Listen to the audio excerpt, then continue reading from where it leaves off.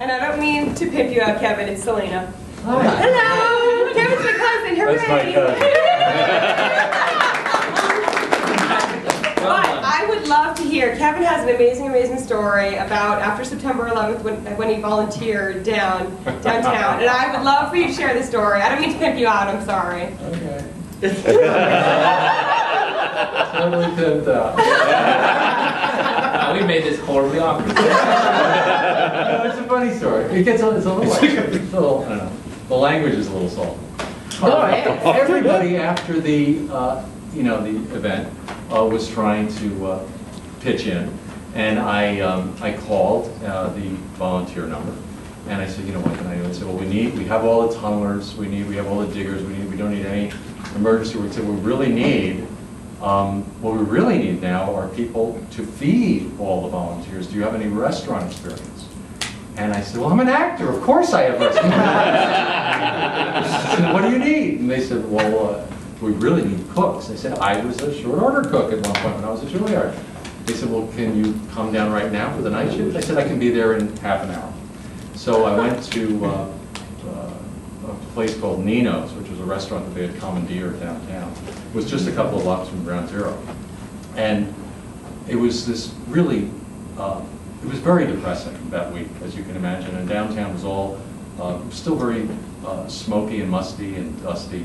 And there were these big, like, white Klieg lights all over the place, illuminating everything for the workers to work in. And there was still a lot of smoke. And these people would come into this restaurant streaming in, just covered with soot and dust and smoke. And we were producing amazing amounts of food out of this kitchen. And it was truckloads of food were coming down from the restaurants around town. And there were all these volunteers working in this kitchen, and I was doing the night shift. And they were long, like 12-hour shifts. And it was very sweaty and hot. And it was everybody was it was a very depressing week.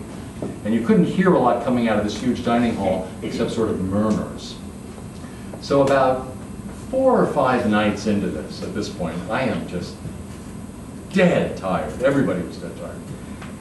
This guy next to me says, my day job is I'm an architect. He says, what's your day job? I said, I'm an actor. He said, yeah, but what kind? You do some special kind of acting. What kind of acting do you do? I said, well, I really do voice work. I work in animation. He said, I knew it! He said, I knew your name. You're Kevin Conroy. You're Batman.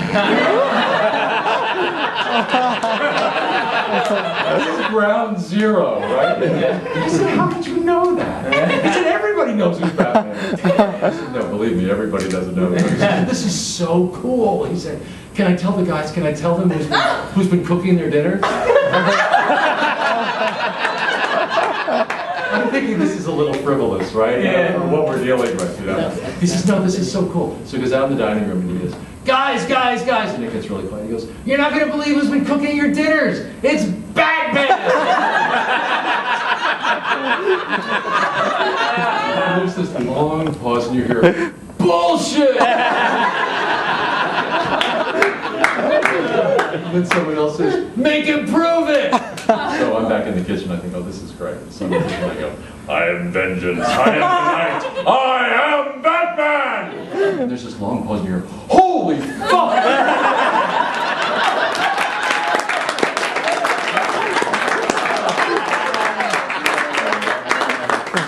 They all start clapping like that. They come running back in the kitchen. There's a steady stream of people. They're like, oh, you know that episode when you got the Joker and my kid and I were blah, blah, blah, blah, blah. And the laughing started up. And so the guy, the architect who had recognized me, says, how does it feel to be Santa Claus?